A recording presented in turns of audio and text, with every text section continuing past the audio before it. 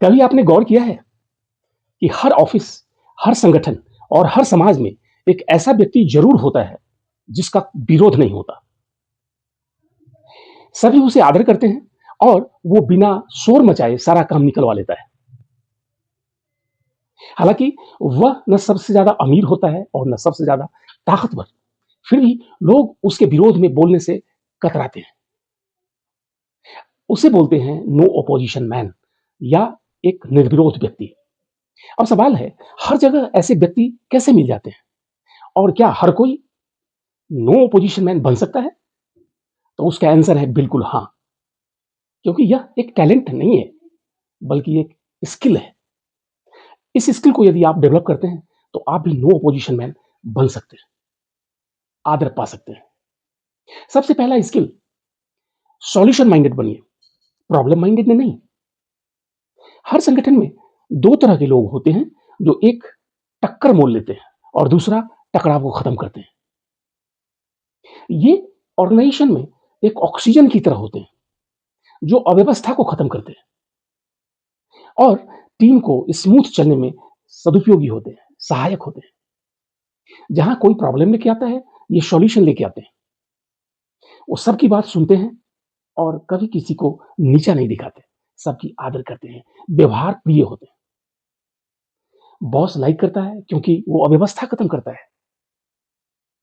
जो कलीग्स हैं वो लाइक करते हैं क्योंकि वो पॉलिटिक्स से दूर रहता है, और जूनियर्स लाइक करते हैं क्योंकि वो अप्रोचेबल होता है। सोचिए, एक ऑफिस में दो लोग हैं।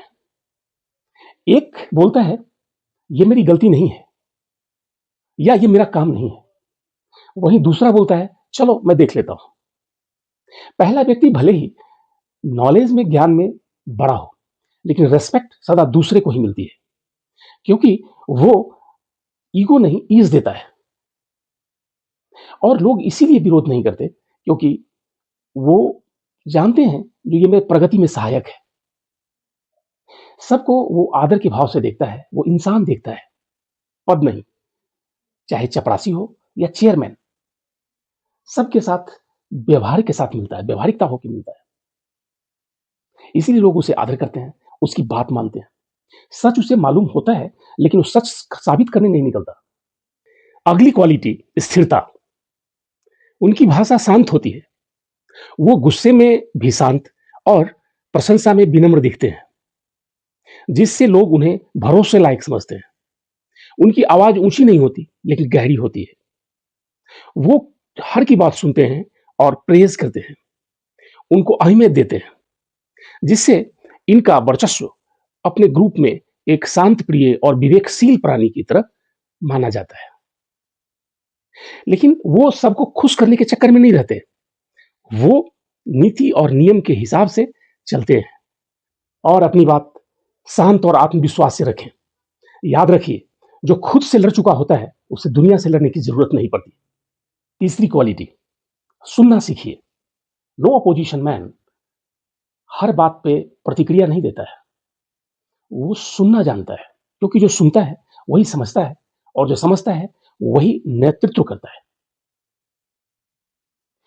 कहा जाता है जो कि 90% जो झगड़े हैं प्रतिक्रिया से ही शुरू होते हैं। इसलिए प्रतिक्रिया नहीं, प्रत्युत्तर देना सीखिए, रिएक्शन नहीं, रेस्पॉन्स देना सीखिए। याद रखिए, विरोध तब शुरू होता है जब लोग या तो आपसे डरते हैं या आपसे जलते हैं। यदि वो आप पे भरोसा रखते हैं तो विरोध अपने आप समाप्त हो जाता है। यदि आप चाहते हैं लोग विरोध की जगह आपका समर्थन करें, तो आज से ही अपनी शक्ति की जगह उन पे भरोसा और विश्वास जगाइए।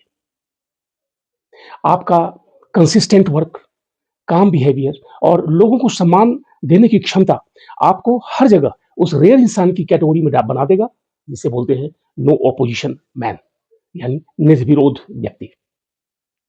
मिलते हैं फिर अगले एपिसोड में, फिर एक आपके शुभेच्छा के साथ में। तब तक के लिए जय हिंद।